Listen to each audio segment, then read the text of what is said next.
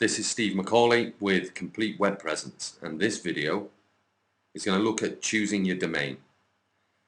Now, it's a really important point because here at Complete Web Presence, we're looking to try and go through this process as smoothly, as quickly, and as efficiently as possible. And one of the last things you want to do is find yourself with a domain that you don't like, or you find you should have chosen better for several reasons that I'm now going to explain. Now, much has been written about domain name choice, and I'm going to give you a brief synopsis of it now, coupled with some of my bitter experience.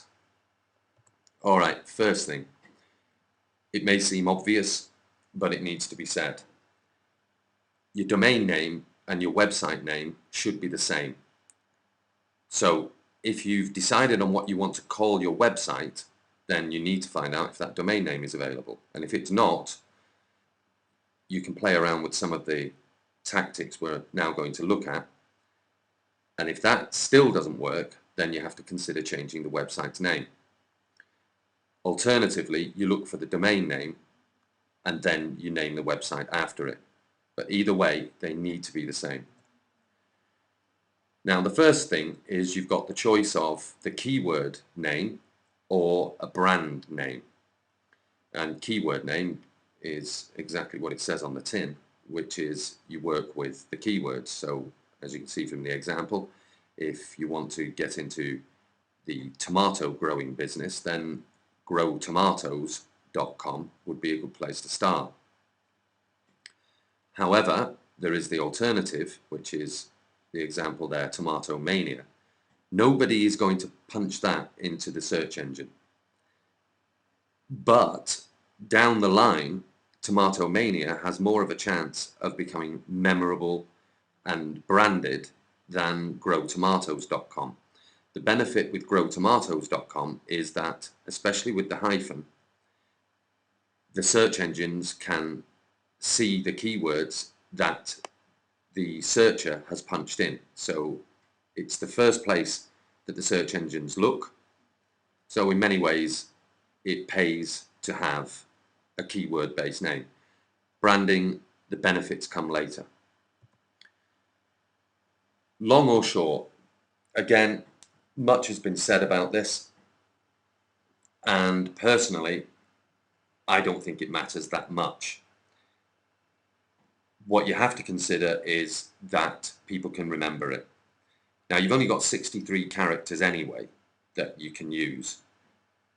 And if you play with your hyphens properly, then you can get something very good that may be a bit long, but if it's a common phrase or if it's something that people will always remember, then the benefit would be far greater over something shorter that they can't remember.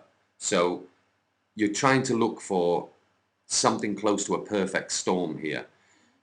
The keywords or the branding, the length of it, whether you're using hyphens, there's a lot of different things that come into it, and you have to work out your own scoring system to judge it. But there's nothing wrong with long names as long as they're memorable. Okay, we mentioned hyphens, and here they are. Again, much has been said. Now, I used to really dislike hyphens and thought it was a sign that you'd not managed to get the real name, and therefore you'd had to punch hyphens in there. But one of the benefits of the hyphen is that it separates the words, and it makes it far easier for the search engines to find you.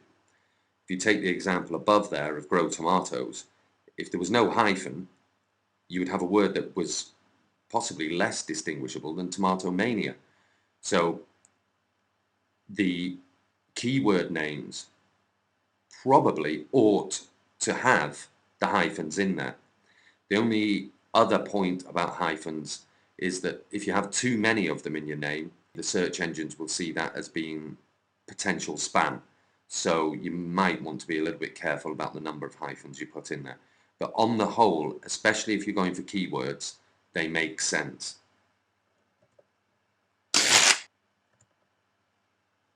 Okay, when you go to most of the domain registers, If you can't get the name you want, they'll offer you one with the at the start or online at the end or something like that.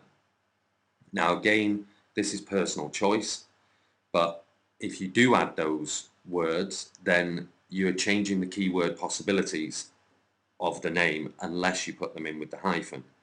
And again, you are left with the idea that you got second choice.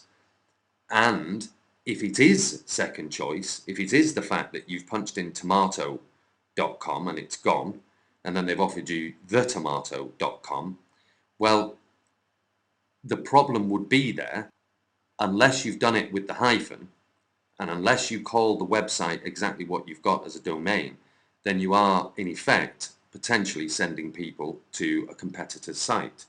So if you can't get what you want, don't go jumping straight away on the other ones that are offered, i.e. the onlines.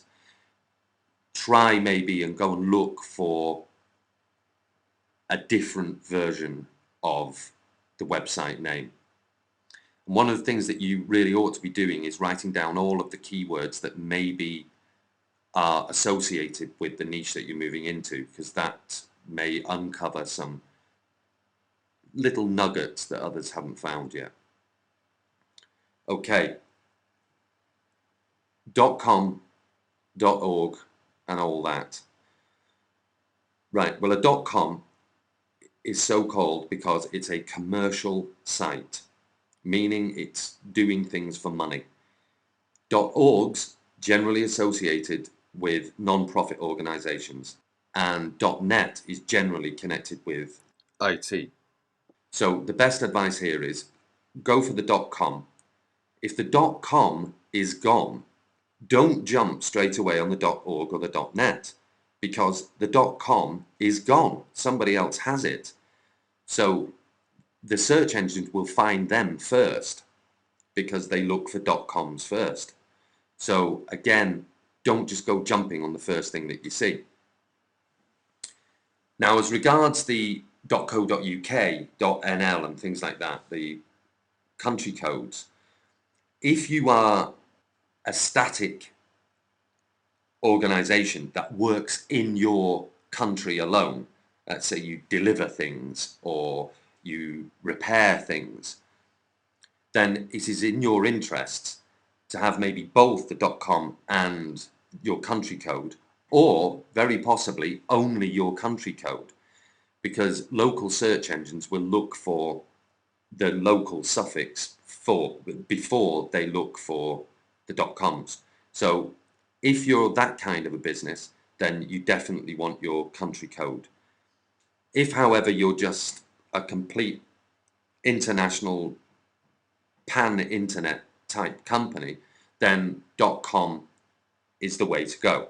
And you probably don't need the .co.uk, for example. However, local search engines will find that one first. So it's probably in your interest there to get both of them.